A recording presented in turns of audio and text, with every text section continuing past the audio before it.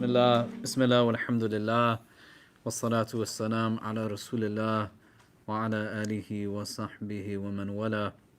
So we're gonna pick up where we left off last time with the first chapter, Surah Fatiha. How has it been going for people who have been trying to memorize or kind of pick it up? Has anybody been able to memorize the first few verses? Yeah, you have? No? Why did you raise your hand? I haven't, but I feel like when I try to say it, it's going to happen. Yeah. You did? I think I have it, yeah. Yeah? How's it going for you?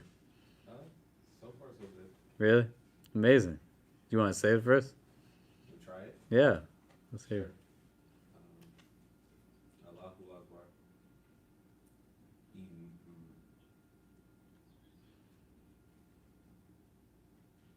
One second. It's okay. I haven't done it in public before. Well, why don't we do this? Yeah. Just because I don't want to put people on the spot.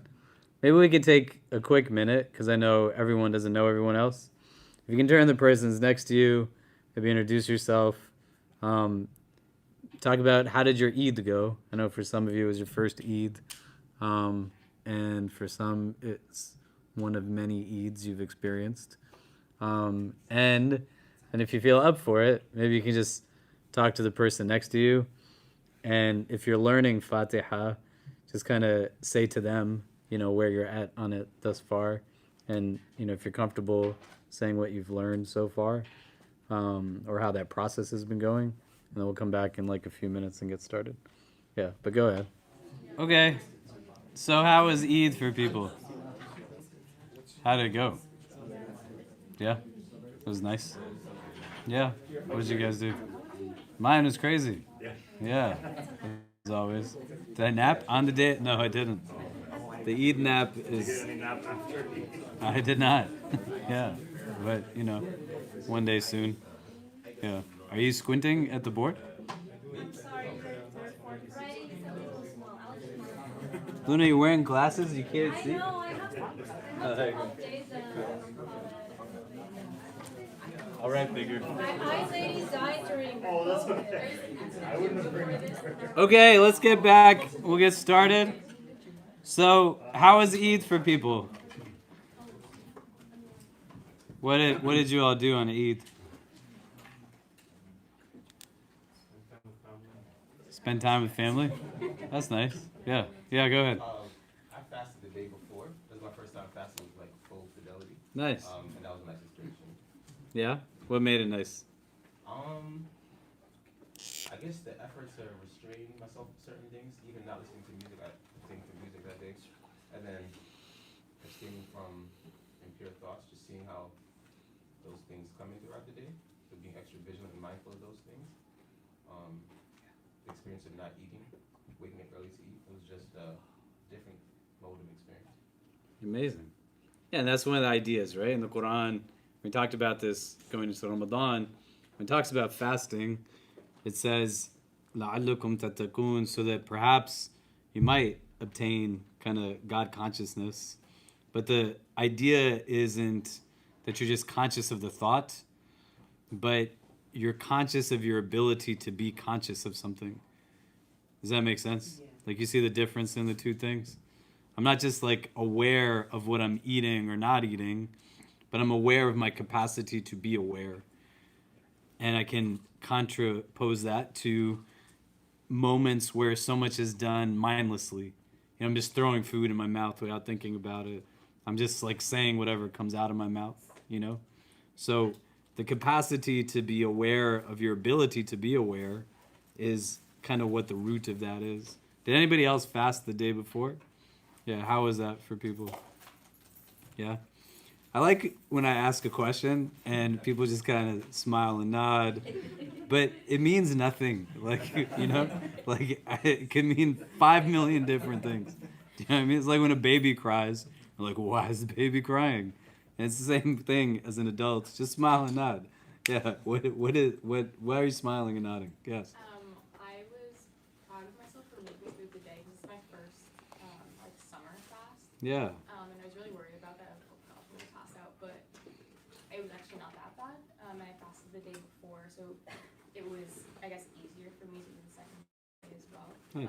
Inshallah, next year it's gonna do all 10, but starting with the 2 is good enough. Inshallah. Yeah. Yeah. Good. I fast. I couldn't go the whole time, but I had some prayers to catch up on, so I caught up on a bunch of prayers that day. So I felt really good about that. Nice. Yeah. Inshallah. Yeah. Like I said, a couple Wednesdays ago, I was gonna eat the pie for us, and I did it. No. Yeah. I ate it for us. Pious cow feet. That's what he ate for us. Be grateful that you had someone eat that for you and you didn't have to eat it yourself. You're welcome. Yeah, go ahead. I thought it was great. It was my first time ever fasting as well, and I feel like the mentality, like I came into it when I woke up in the morning, was like I'm gonna eat, and then it's like I'm gonna do this, but like kind of like in like building my adrenaline in a way, like to make it through the day. But to be honest, the day felt like really calm and like sort of like speaking what you said, like very aware of different things. So I didn't listen to music, and I deleted my social media for the day as well, and then like it was just a very like calming peace of mind. Amazing.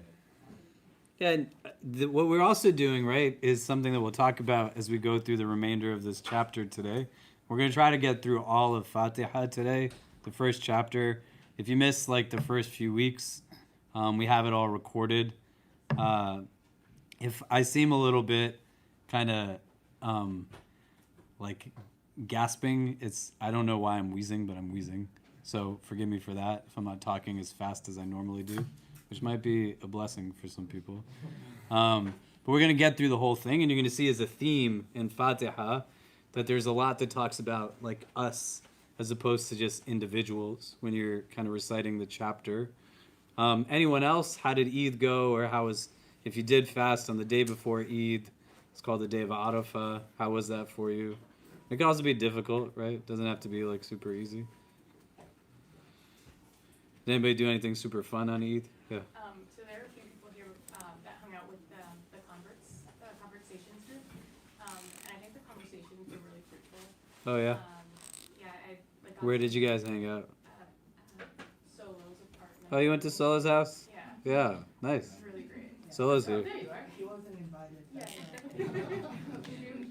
Yeah. Solo gave the shadiest announcement the night before at Iftar. I was like, Solo, come tell people about the dinner. He was like, we're going to meet someplace in Astoria at some person's house. It's like, it's your house, dude. Why are you talking in the third person about yourself? Nobody knew what he was discussing. Yeah, it was good. It was fun. Yeah, it was really great, and also just being around others who had similar like feelings of like wanting to be like accepted in the community and like sharing kind of like struggles, but also like wins, I guess. And, Nice. it was really lovely. So we're going to start again soon the monthly brunches at our apartment, my apartment, which is that's what a lot of the kind of tenor is.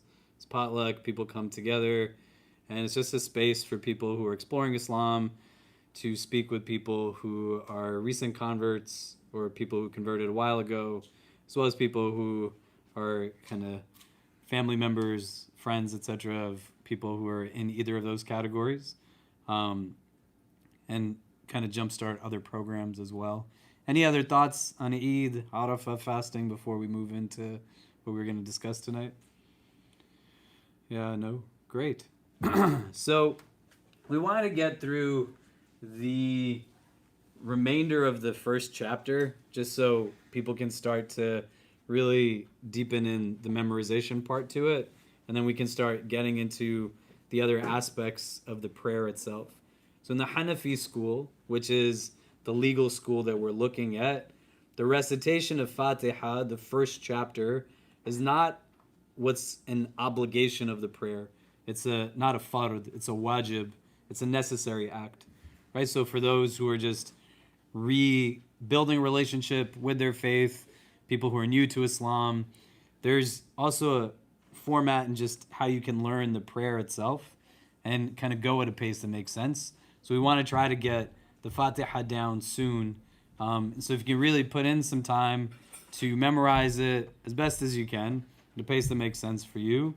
But over the next few weeks, we want to start to get that situated so that we can start going through the other parts and memorizing that well. And like last time, how Kiara gave some tips on what was helpful for her as she was memorizing and transliterating in ways that were more conducive to her own personal kind of memorization. If you have ideas and things, feel free to share that as we kind of discuss. So we looked at the first 3 verses already. This doesn't work. That all speak about like God in some capacity. So the first one says, Alhamdu Lillahi Rabbil Alameen. Does anybody remember what this means?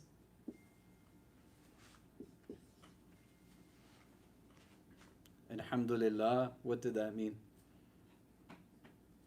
All praise to God. Yep. Any other thoughts on the rest of the verse or that word? Yeah. You did a nice job focusing on rub, what rub meant. What does it mean? You were talking about like in our context, like our Western context, most people would think it means Lord. Like you gave a medieval times type of reference, but you kind of went into a lot of things like it means much more than that, like Malik. Yeah. Yeah. So, in the interest of time, maybe I'll do, because we haven't met in a couple of weeks, right? It's been 2 weeks since we met. So, alhamd refers to praise and thanks, right? Because you can praise something without being thankful, and you can thank something without kind of being praising it in some capacity, right? So remember, Giuseppe was here a few weeks ago. He's sick today. He's got a cold. So say a little prayer for him and his healing. But he was wearing this really vibrant sweater. And if I said, wow, that's a nice sweater, I'm not thanking him for wearing the nice sweater. I'm praising the sweater. I was like, thank you for wearing nice clothes to the class, right? But you can thank somebody without praising them and praise somebody without thanking them. Does that make sense? And this combines both. For God, Rabb, as was mentioned, is not just Lord, but it invokes the idea of being a caretaker, a nurturer, one that is kind of in charge, but also making decisions, is an ownership, is the giver of a gift, and blessings. There's a lot that goes into that. And Alameen essentially is everything that is not Rabb, right? So God uniquely is the one that is the Lord of everything, and everything else fits into this category of Alameen. And then verse number 2 said, Ar-Rahman Nir-Rahim.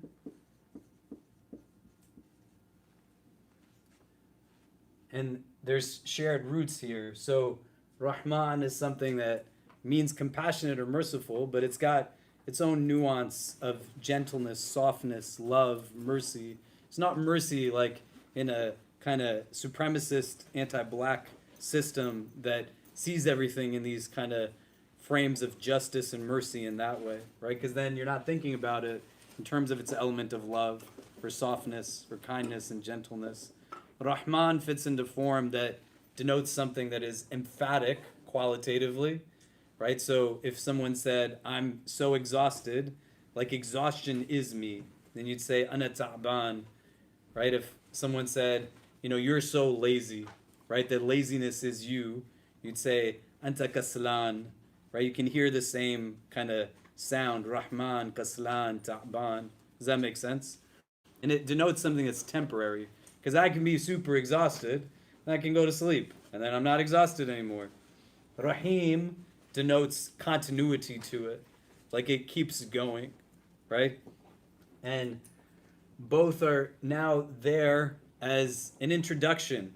The way I asked you all to tell each other, like, who you are, what are your names, how is Eid for you, you chose to self-select to say, this is me, in your introduction. So this is how, in the Quran, God introduces himself to the reader. The very first thing he's saying is, I'm a loving, compassionate God that is watching over you and all of creation. And that's like the introduction that's there. And then the third verse said, Maliki Yawm Middin, the master of the day of judgment.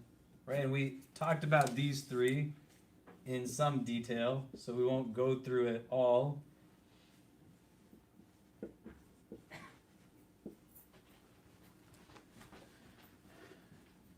But these are things that are going to be important as we go into the next few verses.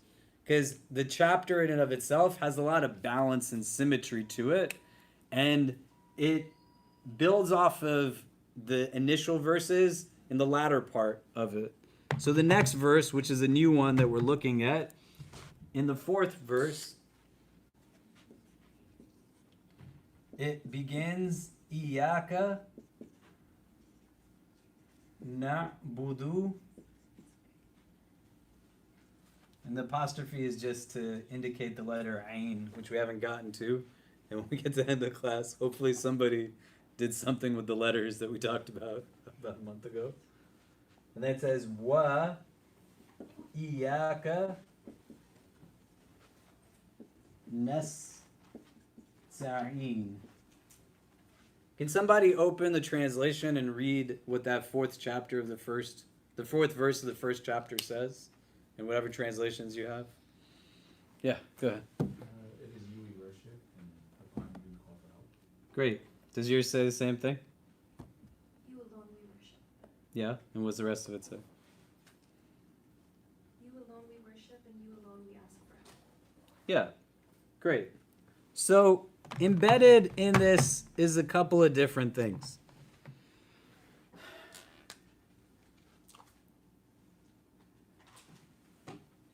The idea here is not framed in an imperative. So when you go through the first 3 verses, you're just talking about who God is. And if you remember when we talked about the word Rabb, we said that it's the kind of word that it denotes a relationship. Like if you're a teacher, then by principles of logic, you have students, right? If someone says you're a husband, then you have a spouse. You're a father, you have children. Does that make sense? You don't have to say, I'm a father of children, to say that you have children. Like if I said to you, I'm a father, you're going to assume that I have children, right? So the word Rabb denotes that if this is like the word Lord, then you are a lord over something. Do you know what I mean? And in Arabic, the complementary word for this is abd. It's got the same letters here, right? Ain, ba, dal, abd, na'budu. So when you're saying iyaka na'budu, you alone we worship, everything you need to know about who you're worshiping is in those first 3 verses. Does that make sense? And when it's saying iyaka na'budu, it's not grammatically in an imperative. The verse doesn't say, worship me, I'm the most merciful and compassionate. Worship me, I'm the master of the day of judgment. It now moves from describing who God is to making an affirmative, iyaka na'budu, that you alone do we worship. Meaning that there's a choice in all of this. Do you see what I'm saying? Does that make sense? That fundamentally, your ability to now determine what it is that you are a worshiper, and this is like a big part of just Islamic doctrine. It gives accountability to an individual through the idea that you get to choose your choices. And so the way the language is structured, it's saying that you alone do we worship, and you're making it as a statement, right? I am worshiping you. I worship you, you who is worthy of all praise and thanks. I worship you, you who is the Lord of everything. I worship you, the most compassionate, the most merciful. I worship you, the master of the day of judgment. But I'm choosing to worship you. You're the only thing that I want to be an abd of.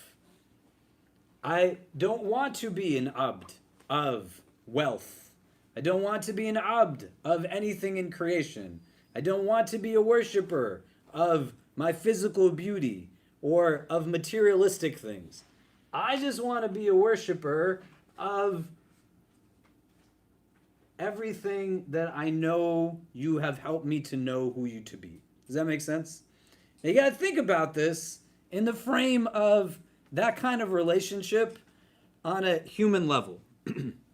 If somebody is in a place where they have an individual, an entity, an authoritative body that now determines how you will be, most people don't necessarily end up liking those people, right?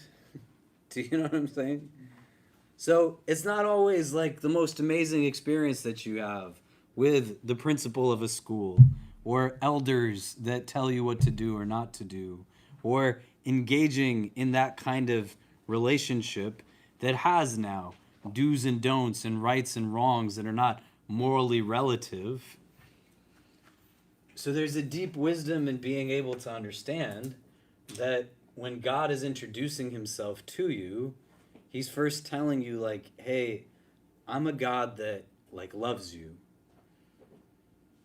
And when you're choosing to worship me, don't just worship me as the creator, because he doesn't say Al-Khaliq in his introduction. He says Ar-Rahman. Like, you can believe that God created everything. That doesn't mean that you believe God is the most merciful or the most compassionate. Does that make sense? And so when you're making this statement, whether you're conscious of it or not, but the idea is to have consciousness, you're making a statement that says, I choose to worship you. I'm not choosing to worship like something else, and I'm also not choosing to worship a skewed understanding of who you are. I'm worshiping who it is that you've told me you are. And these things in these three verses, if you don't know anything else about God from an Islamic doctrinal standpoint, this is all you need to know. There's a reason why it is a chapter that's recited again and again, because it's giving the fundamental foundational understandings that any person who practices this religion needs in order to know who their God is. Does that make sense? Any questions on that so far? We're going to come back to this verse because it's the middle verse. And this chapter is balanced over 7 verses. And this becomes like the center verse that pulls both of the subsequent 3 verses and the previous 3 verses together. There's a connection there. But everything that goes into na'budu is rooted in these 3 verses. This is who you're worshiping when you say na'budu. And when you say you alone, it means I'm choosing to worship you actively. It's my choice. Any questions on that? Does that make sense? Yeah? Okay. Then in the latter part of it, you're going to have the same words. Wa means and. Iyaka, only you. Nasta'een, it'll talk about help and aid. Isti'ana in Arabic is a very particular kind of help. Right? It comes from the Arabic word aun. And it's not help that is something like, I don't know, an example. Let me try to think of an example that isn't anything terrible. Like, this is a kind of help that assumes that you're also trying as you're seeking help. Does that make sense? Right? Like, if we came in here, I was like, guys, can you just stack up the chairs? And everyone's like, yeah. And then I just sat here and ate all the cookies, right? That's not you helping me in this sense of isti'ana. That's me being lazy and not trying anything. Do you get what I mean? But if I walked in the room and I'm putting down all of the chairs and stacking them up, and then you came and you were like, hey man, you're an old man, right? And I was like, you're right, I can't do this by myself. I just simply don't have the ability to do it alone. You know? Like if I tried to carry this and you saw me struggling with it, right? And I turned to you and I said, can you help me carry this? And it's not that I'm not trying to do it, but I get to a point where I recognize I can't do it without you. That's isti'ana. Does that make sense? And it's very different from other kinds of help. Language is really important when you're reading the Quran, even if you're reading the translation, because you want to think about words that are there and words that are not there, right? If I'm in such a state of desperation and I'm super run down and I'm just like out of it, and you came and you were like, Khalid, what happened to you? I was like, just help me.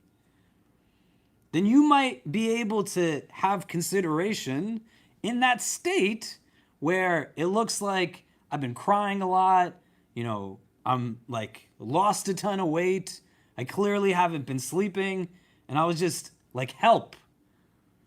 Then you don't need anything further to qualify the help. Does that make sense? But in most instances, if there's something that I'm asking for your assistance on, I'm going to need to qualify what I'm seeking your assistance on, right? So if I was like, Danish, help me. And he was like, okay. And then we just sat and stared at each other. I'm like, why aren't you helping? He's like, because stupid, you didn't tell me what to help you with, right? I can't just say help me and not say help me with what. Does that make sense? So you need to have something that is what you're seeking help with, right? Here, there's not anything specific because you're choosing to also understand that you need God's help with everything. There's not a matter that you want to be without a recognition of the assistance of the divine. So you are the only one that I choose to worship, and you're the only one who's going to help me get through all of it. Does it make sense? It sounds a lot different than what the translation says, right? Do you get what I mean? But it's all the same words. You just got to think about it in that way. Iyaka na'budu wa iyaka nasta'in. You alone do we worship. Your help alone do we seek. The na in Arabic at the beginning of a verb is denoting that there's like a first person plural, which also now interjects this idea that you're not in it alone. The religion in and of itself is not meant to be something that's a lonely experience. And this is something that can be very difficult for people who convert to Islam. I'm not going to sugarcoat it, but when you have sociological tendencies that communities build themselves off of in groups and out groups. We had the program here with Amar Shukri on whatever day last week, right? It was a Tuesday before Eid on Wednesday. I don't know if any of you came to that. I had stepped out in the beginning, but someone told me he asked people to just like say where they came from, right? To say how diverse it is. And he and I were sitting out here, and Sheikh Amar, I've known him for a long time, and he used to come around here when he lived in New York City. There's a different like number of people. It grows every year, alhamdulillah, the IC. One of the first things he said to me was, look how diverse it is here. And I was like, I know, man, I work here, right? And he was then asking people, what I was told, in the audience, like, where are you from? And people just kept saying different places they were from, right? If this didn't happen, I don't know. I wasn't there, but someone told me it happened. Did it happen? Right? When you have communities that are more culturally hegemonic, or they are connected based off of shared race, shared culture, shared class, it can feel very lonely.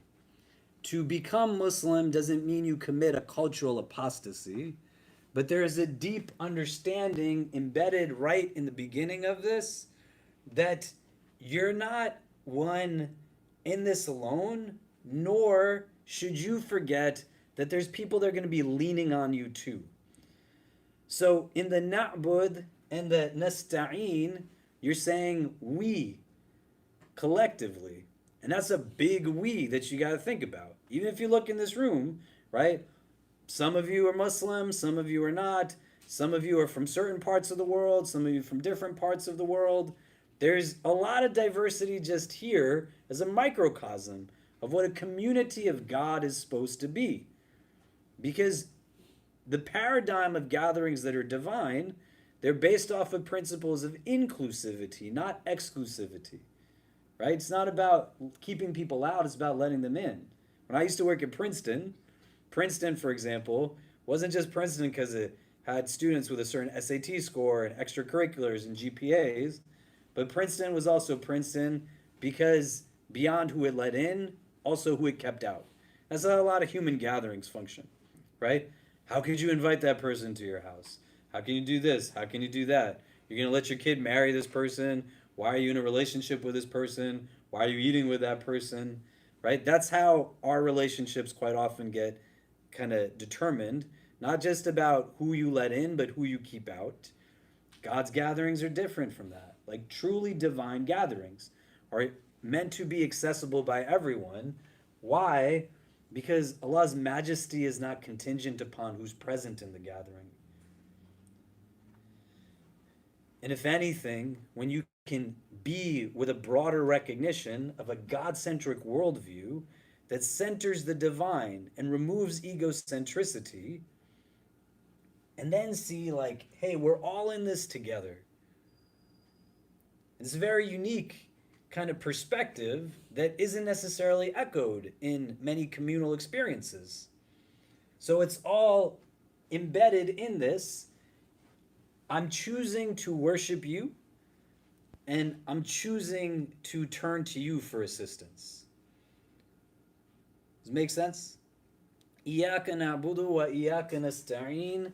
And then what we're going to get in the remaining ones, I'm going to go through this just quicker than we normally do, because one, I know I talk a lot, and two, we didn't meet for a couple of weeks, and we want to get through the whole thing. So here's section 1. Here's something we can call section 2. And then you're going to have the next verse. It says, Ihdina Sirat al-Mustaqim. And you can transliterate it however you want. Ihdina Sirat al-Mustaqim. Here is now the help that you're asking for. Help me. And how is that help? Ihdina. Can someone read the translation that they have? The next verse. Guide us along the straight path. Great. Anything else? Any different translations?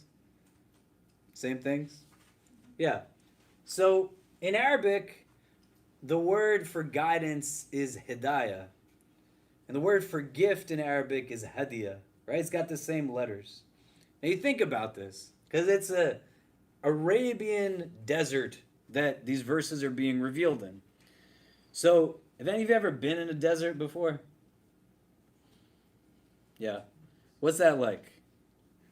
Terrifying. Terrifying?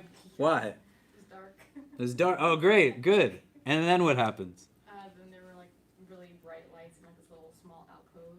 So Yeah. I was like, okay, camel goes there. What? I was in Egypt. I see. So think about this now.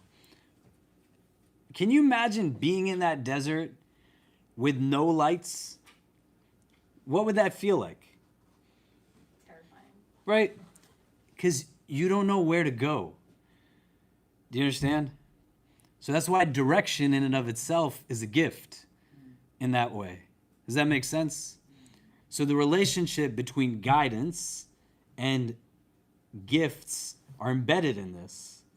If you've ever been in a place where it just feels like, I don't know, like in this kind of endless body of water in front of me, in this endless like sea of sand in front of me, right? So that sense of guidance as a gift is something that's there. And again, it's guide us, ihdina. The word sirat in Arabic already refers to a path, but it doesn't refer to a path that is like tiny, right? It's not like this is the path in terms of just how wide it is. The sirat is like wide. Why is that important? Because that means that more than one person can walk on it. Do you understand? It's not like, you know, if you've ever been in an airport or you ever been, I just took my kids to Universal Studios. I don't know if anybody's ever been to Universal Studios before, right? But the crowds are like you're on Hajj in Mecca. Like literally, we went to Nintendo World and you can download an app and get an understanding of like the wait times. To get on one of the rides in Nintendo World, there was a 300-minute wait. It's crazy, right? And when you go through these lines, if you've ever been in an amusement park before, and you're walking through like these kind of set up corridors, because a line that you stand in for 5 hours is going to have a lot of like turns just to get you to the front of it, right? It's very narrow. That's not what the sirat is. It's expansive. It's wide, so that we can all walk on it together. Does that make sense? Ihdina sirat al-mustaqim. This is already a path that's also like straight. So mustaqim gets translated as straight path, but it's already a straight path then. Does that make sense? So when you remember we talked about the word iqama when we were talking about prayer, and we said establish the prayer, and I gave you the example that in the word iqama for iqamatus salah, that you're making the prayer upright, right? So we use the illustration of a tree that's kind of a sapling in New York, that if you've ever walked around and it's too fragile to stand on its own, so what they do is they take a pole or a stick and they tie the tree around it so that the wind or the rain doesn't knock it down, right? But the pole is helping the prayer to the tree to be upright. And that's like what iqamat as-salah means, like you're making the prayer stand upright, right? And it has the word in it that means standing, like qiyam, right? And Sam was here at that time, and he was like, oh, like qiyamul layl, like we were doing in Ramadan, the standing in the night. Mustaqim has the same letters in that, right? When you stand in prayer, like that's the word for it, standing up. So this is not necessarily about a straight path this way, because the sirat is already straight, but the idea of it being mustaqim is that it's also like raising you up and kind of taking you upwards. There's ascension in it. Does that make sense? You're not like plateaued, but you're moving forward, and upwards. Ihdina sirat al-mustaqim. This doesn't also denote that just show it to me. But the Arabic here is giving more of an insight of that gentleness that stems from these like divine names. So it's not just Ihdina sirat al-mustaqim, point it out to me, but it's like walk with me through it. It's not just bring me to the initial part of it, but help me along the way and get me to the end. The same way with isti'ana, there's not a word that qualifies what you're seeking help with. Like think about what it is that you ask for directions for when you're trying to go someplace, right? When people are here for the first time, they'll be like, how do I get to the bathroom? You know? Is there any place I can eat around here? Where can I park my car? You're asking for destinations. Does that make sense? Here, you're not asking for a destination. Here, you're asking for the means to the destination. So the Sirat al-Mustaqim is something that is particular in the sense that once you get on it, then you're just going to go exactly where you need to be. Does that make sense? Yeah. Just a quick question. This one refers to like the straight path, right? But doesn't it Salat also refers to that like in the day of judgment, don't let me like just go like the straight path to heaven?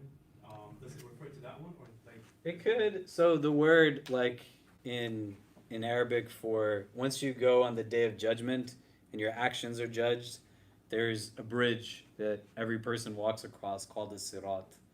And some people are going to walk across it with ease, some with a little bit more trepidation, right? And there's a multitudes of things that we can kind of think out here.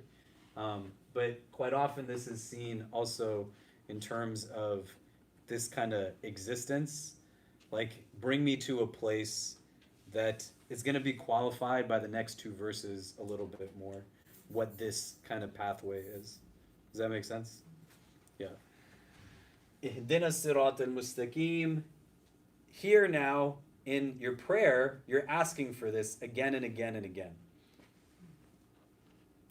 And so the way that you want to understand it is as a source of also replenishment from the standpoint of like guidance, not in archaic ways, but in tangible ways. The same way you need to have regular hydration to just be. Like today is hot. You know what I mean? Can you imagine if you didn't drink any water, not today, but for the last 5 days? What would today feel like? You need regular sleep. So what happens when you don't sleep with regularity in a sufficient manner? You need food. So here, you're turning to this on a regular basis, asking for it on a cyclical pattern of the sun, right? 5 times a day in your prayer, you're reciting this in every cycle of prayer, saying that, fill me up again with it. I'm going to go back into this place where I don't have to think about so much what I'm putting into my body. I don't have to think about consumption. I just think about feeding my stomach at a very kind of minute level, and everything is about what is materialistic and egocentric. So help me to stay centered. The same way I need to have water with regularity, your spiritual self needs to have hidayah with regularity. You're asking for it again and again and again. It's not just information. A part of it is information, but it's more than that. And this is a difficulty that many people have when they're born into Islam, because you're just given information. And you just memorize it. And you're told, here it is, black and white. And there's not then an opportunity to actually experience it for what it's intended to be. And then the words come out, but there's not presence inwardly. Does that make sense? So here I am beginning to act on what I'm seeking for in this. And the broader kind of frames is going to be twofold around knowledge and action in the chapter. And here's where you have knowledge, and here's now where we're going to get into the parts around action. Ihdina sirat al-mustaqim. Then the next verse says,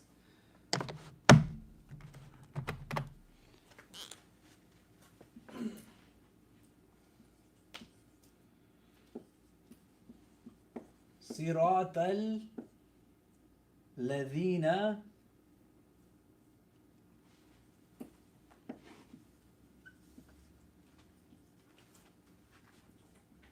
أنعمت عليهم. What's the translation that you get for that? Path of those you have blessed. Is that what you have written somewhere? The It's path? Quran, yeah. Yeah? Great. Anybody have a different translation? Great. صراط الذين أنعمت عليهم. You have the word sirat again. Alladhina is a relative pronoun, right? Those, for example, right? So the path of those, an'amta alayhim, that have been blessed by you, that you have blessed them. This is in the past tense, an'amta. So what you're asking for now is narrowing what this means. Walk with me through it. See me till the end. Don't leave me by myself and just point it out to me, right? Which is what a lot of people do. Do you know what I'm saying? Right? My kids and I, we are in a place where the old woman lost, and where do you need to go? And she has no idea. Now we can choose to direct her by saying, that's where you're supposed to be. Or we go out of our way to walk her to where she needs to get to so that she ends up being at the destination. And when my kids say, Baba, why did we walk this person all the way here? Because you don't want to just leave people hanging by themselves, right? And fundamentally because we can, you know? And that's what happens quite often, right? When you think about it on this individual kind of level, when you look for assistance, you're in a place where people pull out a phone more to take pictures rather than help you get up when you fell down on the ground. Or they might say, here's where you can go for assistance of some kind, without thinking out, like, how do I play a role in remedying this inequity, this injustice? You are a survivor of abuse, here's a phone number. You are somebody who doesn't have food, here's this pantry, here's this, here's that. But narrowing it down in a place that says, how do I walk with you through your struggle? How do I come to you? And you're in this place where you're asking for that assistance. Ihdina sirat al-mustaqim, come just take me through it all until I get to where I'm supposed to be.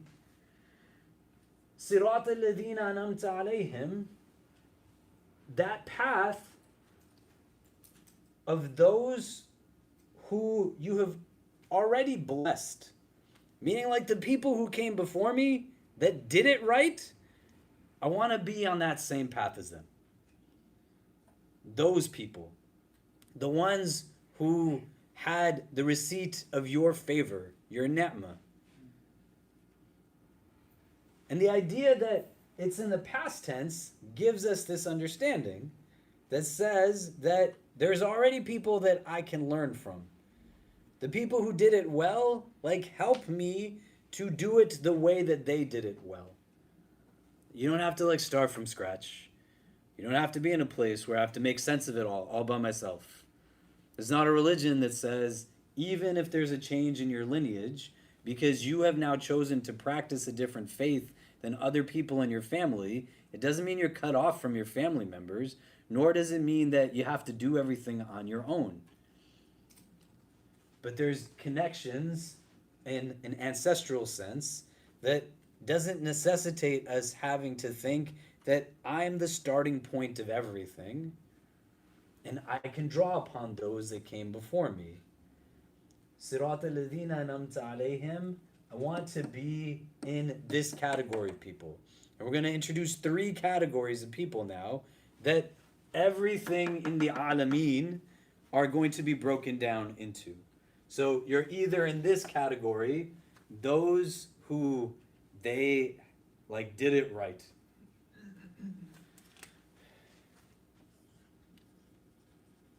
غير المغضوب عليهم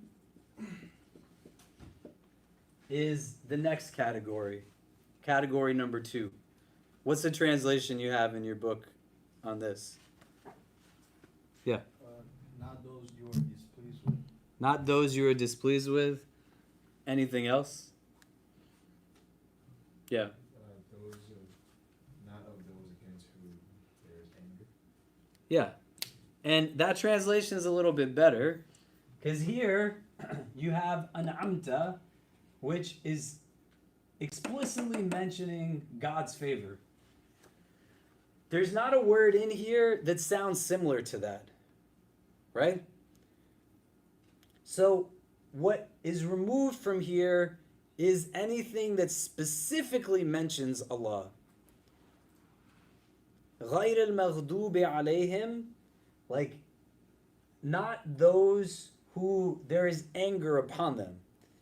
The anger is also not just like divine anger, but anger from like angels, from friends, from family members, anybody who is looking to you and saying, why aren't you getting it done the way that you can get it done?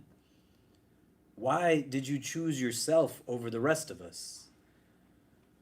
Why are you not in a place of consideration that it's much bigger than just me? This category is also distinct here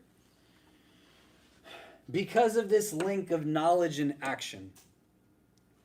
So, an'amta alayhim, people know this, and then they move forward on this act. So if you have the information, the knowledge, and you act upon it, then you are in this group, an'amta alayhim. If you have the knowledge and you don't act upon it, then you're in this place, maghdubi alayhim. Does that make sense? Like, I got 2 kids, right? Some of you have met my children. They're beautiful, right? Mashallah. Yeah. 7 and 10. They're great. I literally will say to them certain things. And I'll be like, Medina baby, can you make sure that this does not happen? And make sure you also tell Kareem that this should not happen. And then I leave and I come back, and the thing that should not have happened is exactly what's happening. I'm like, what just happened? Then Kareem says, I didn't know, Baba, you didn't tell me. And I look at Medina, she's like, oh, Baba, yeah, I'm sorry, right? I'm not going to get angry at my babies because I love them.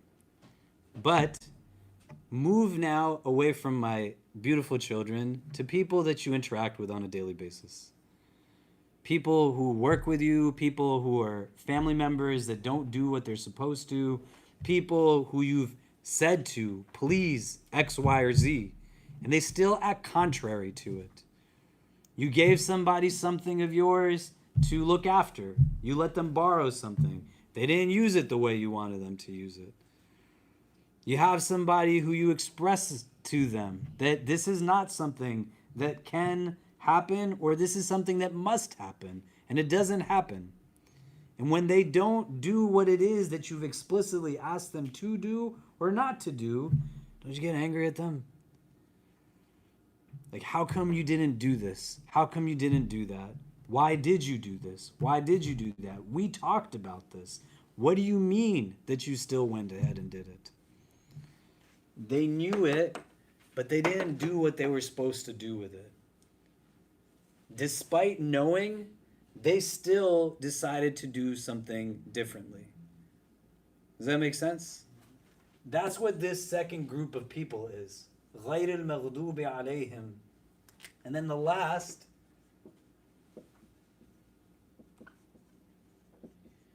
says وَلَا الضَّالِينَ. What's the translation you have for that? Yeah. Nor those who are straight. Okay. Any other translations? Misguided?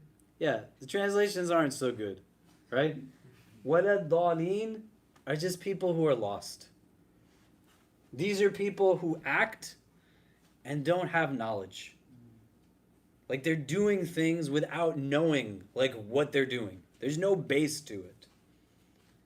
And these are, like, bigger questions that empirically you can't necessarily have answers to unless you reflect deeply upon them, right? Someone can tell you how certain things are the way that they are. They might be able to answer the question of what. They might even be able to answer the question of when, but they're not always going to be able to answer the question of why so well. Does that make sense? And when you're in this place of trying to make determinations on some of these things, if you were to ask yourself, why do you do most of the things that you do? What would be like the fundamental reason most people have for this? It's just, well, that's how the people around me do it, or that's how the people that came before me did it. This is why Islam is not an inherited religion, and it has a discursive theology where you have to be able to explain, like, why you're Muslim. And it's not because my dad was Muslim, or my grandfather was Muslim, or my grandmother was Muslim.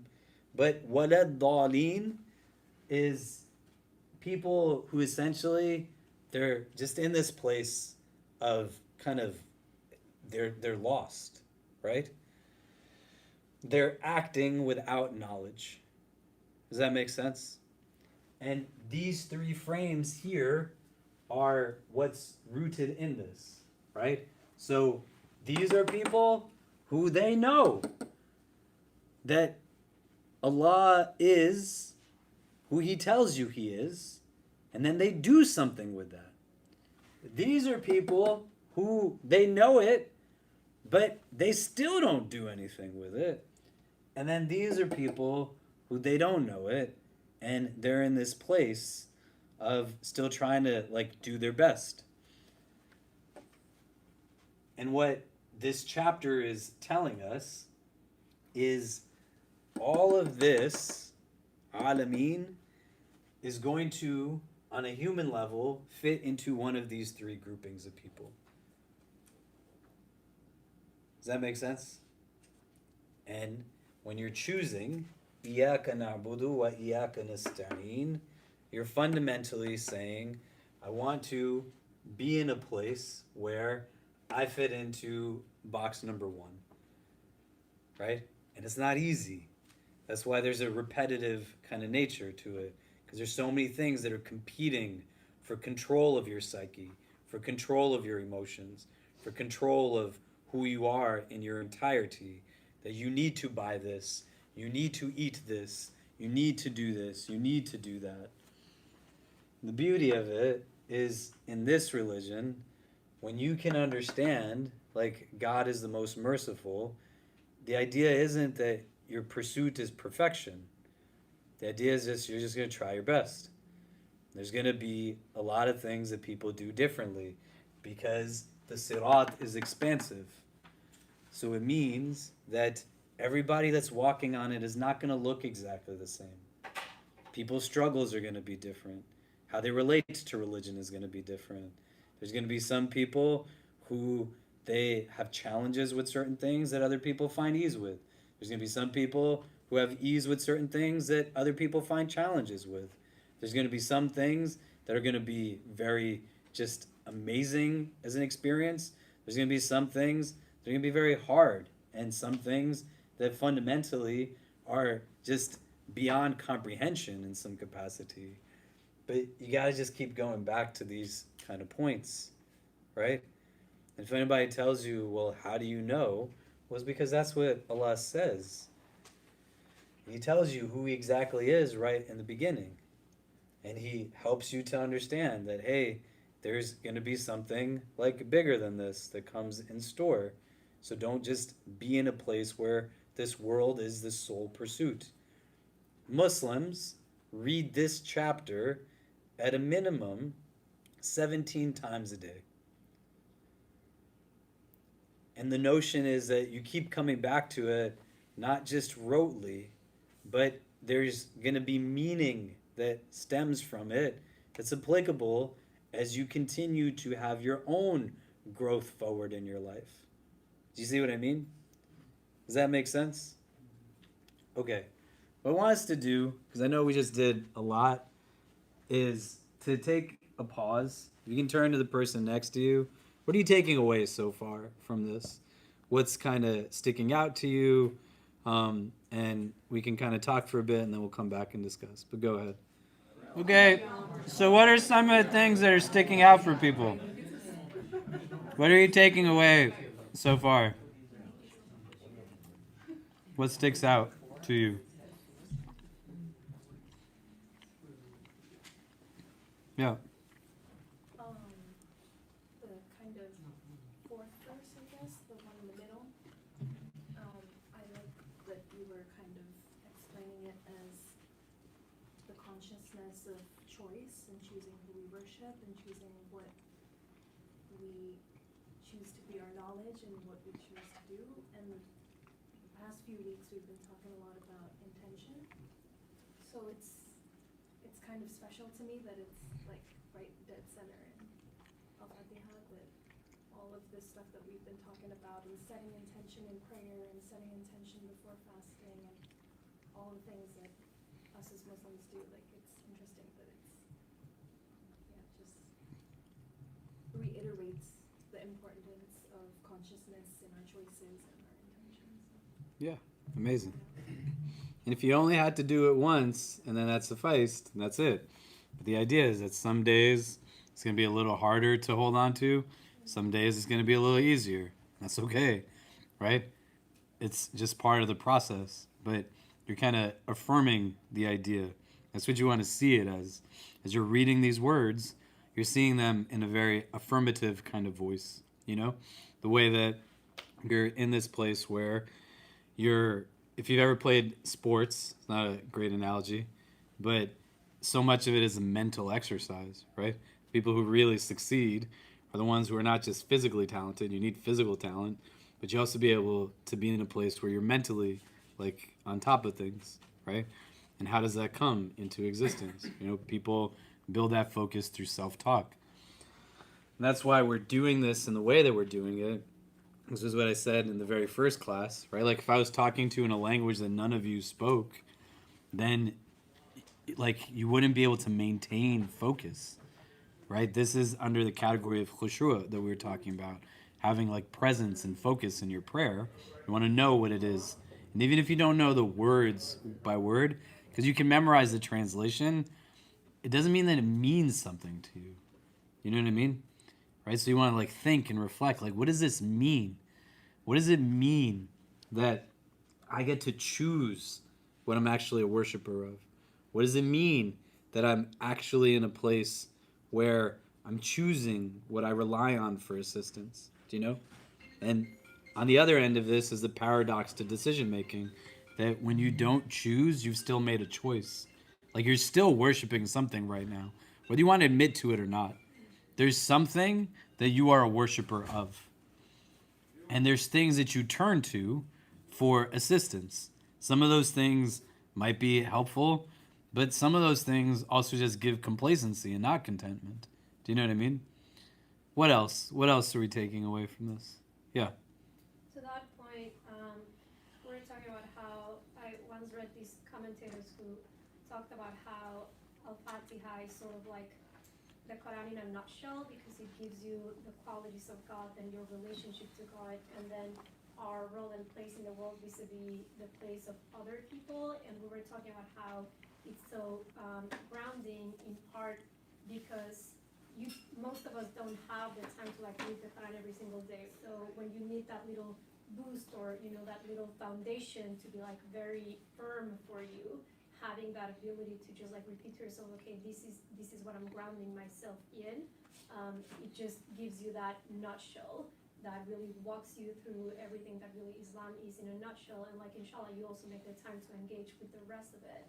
But just having that practice as you sort of like that maintenance of your soul, it really gives you sort of like that access point into all of the different parts of Islam. Yeah, and then when you ask for it, you got to be ready for it to be answered. Do you know? So if you're saying, Ihdina sirat al-mustaqim, like guide me to this, then not only do you keep your eyes open, and not just your physical eyes, but your spiritual eyes, but you're also in a place where you're conscious of what you're asking for, and then you're ready for when it actually comes to you in a gradual pace, right? Like I'm saying the words. Do you know what I mean? And if I'm not present inwardly, it doesn't mean that I'm still not asking for something, you know? And it doesn't have to be like a constant reiteration of reading like hundreds of pages of something. It's all just embodied in the initial part to it. that is purposely easy to access as you get the hang of it, because everything you need is just right there. You know? Does it make sense? You're going to say something? We spoke a little bit about the distinction between the three levels: action with knowledge, knowledge without action, and action without knowledge. And it made me think about like what manifests in societies where each different energy level is dominant. So society where it's just action without knowledge, society where it's knowledge with inaction, and society when both are present. And like the fruits of the societies, what war might look like, what community services may look like, what social services may look like. That's what came to mind. Yeah. If you're at Jummah on Friday, how many of you were here for Jummah on Friday, right? We talked about Supreme Court rulings and these kinds of things. The country is in a place where it capitalizes off of people fitting in these two boxes. Like very purposely. You know that it's wrong what they're doing, but you're still not doing anything about it, right? Or you're in a place where you have become now submissive to a system that purposely creates ignorance within you. And you're still out there living your life every day. It doesn't want you to know how it is to be a black person living in the United States. So it erases entire narrative, and you're still acting on certain things. Or when it makes it undeniable in your face, and you know that that's what's happening, but you still like sit back and do nothing. Why wouldn't that be something that incurs anger? Why would God be happy with somebody not doing something with the information that they have? Do you get what I mean? Does that make sense? And you don't want to like simplify this to things that become like arbitrary metrics of religiosity. Good religion should bring its practitioner to take on societal ailments. And if it doesn't, then what's the point of religion? There's a ton of people in a pre-Islamic Meccan Arabia who they see all kinds of horrendous things going on. They still don't do anything about it, right? Ihdina sirat al-mustaqim, right, is not in a vacuum, but it's Ar-Rahman Ar-Rahim, Maliki Yawmiddin, Ihdina sirat al-mustaqim. I'm going to stand in front of you on the day of judgment. What am I doing with the skills that you gave to me? What am I doing with the credentials, the talents? What am I doing with it? Why is it important? Because there's going to be people who take this beautiful religion and they're going to reduce it to something that makes no sense. And they're going to have you potentially walking on eggshells when you're supposed to walk with empowerment and strength. I don't need anybody but you. Is meant to be like an empowering statement, not one that has you like paralyzed, right?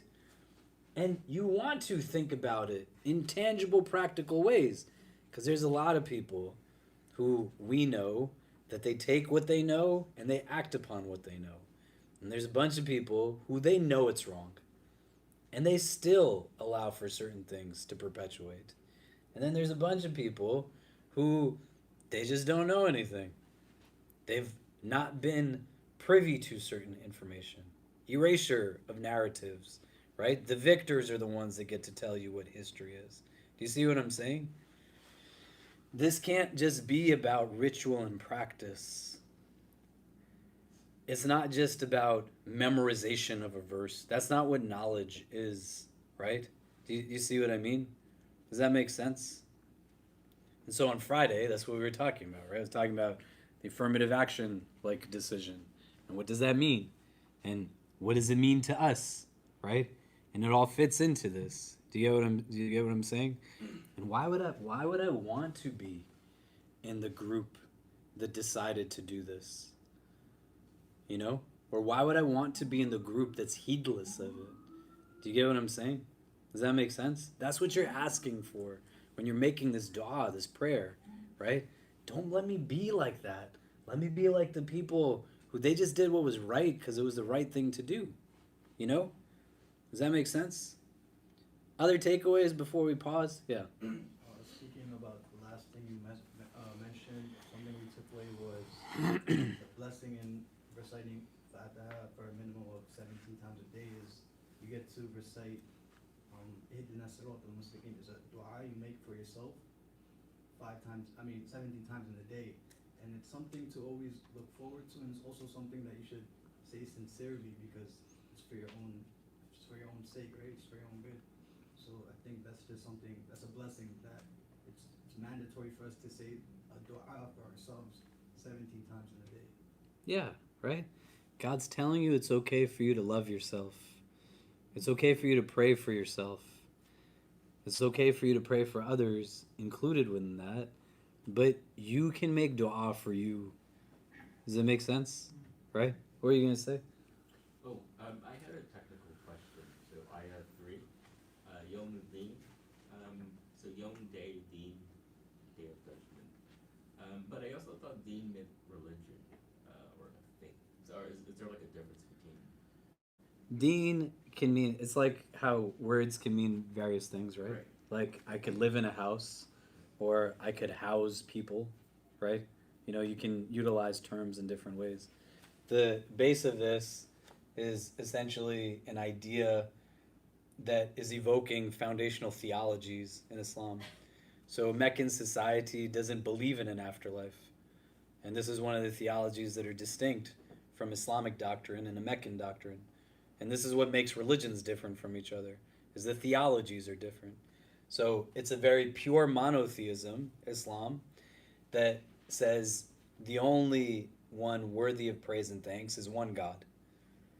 And there's also a day that you're going to stand in front of God, right? These are two things that then bleed into this idea that I choose to worship what I worship because what you're being in account for is your choices. Do you see how it flows, right? So here, like, you have a word like deen that doesn't mean religion in the way that we understand religion to be, but more like a way of life, right? And it's rooted in this idea because, like, your lifestyle is essentially a philosophy on life is what's going to inform your choices. Does that make sense? Yeah? Okay, so why don't we take a pause here? It's 7:30, 7:29. If you haven't, try to memorize as much as you can. But aside from memorizing it, just go home and like read the words and reflect on them. What does it mean? Allow for yourself to engage it. You know, my kids, they memorize some Quran, but their capacity is limited by virtue of their age. You know, you have a lot more innate and experiential skills than you might recognize. And one of those is the capacity to actually contemplate. So what do these things mean to me? What does it mean, like some of the things that we're discussing? And then next week, we will start to, like, more in pairs, try to help each other with memorization. So for those of you who've already memorized this chapter, like, great, be here to help someone else. For those of you who are just starting out, we're going to, at the end of, like, the next couple of weeks, have everybody know all of it, inshallah, God willing. And we'll move on to next week talking about some of the actual requirements for the prayer, what those things are, and memorizing other parts to it based off of, like, what's obligatory, what's, like, necessary, and what's recommended, you know? Yeah. Would it be like starting doing physical part next week, you saying, or like? Yeah, we'll get through some of those things. Yeah, starting next week. But we want to simultaneously start to memorize, you know? And then if you haven't already, we did 4 letters, right? Alif, ba, ta, tha. Has anybody practiced any of those 4 letters in the ways? I know some of you did. I saw them. You did? How was it? Yeah? Did you find any in the Quran? Did you look for them in the Quran? I did. Yeah? And how was that? I still get like some. I think I get noon confused with that. Yeah. Because they don't, like, they look alike, but I know that the thad does not connect. Yep. So it's not a connector, but I think it's just I need to keep seeing it in the Quran written out so that Yeah. I can recognize it when we Yeah, and that's why all of the letters are essentially within all of the letters, you know? I know those weren't the letters you said to look for. That's good. No, it's still good. So next week we'll start with that. I'll bring photocopies of some sheets. I know some of you have books also. Bring a pencil if you can. Otherwise, I'll bring the crayons and colored pencils we used the other day, so that we can start going through more of the letters as well, because it'll help in kind of just your engagement overall with some of these things. Okay, sounds good. So we'll see everybody next Wednesday. Thank you. Thank you. Bye, go.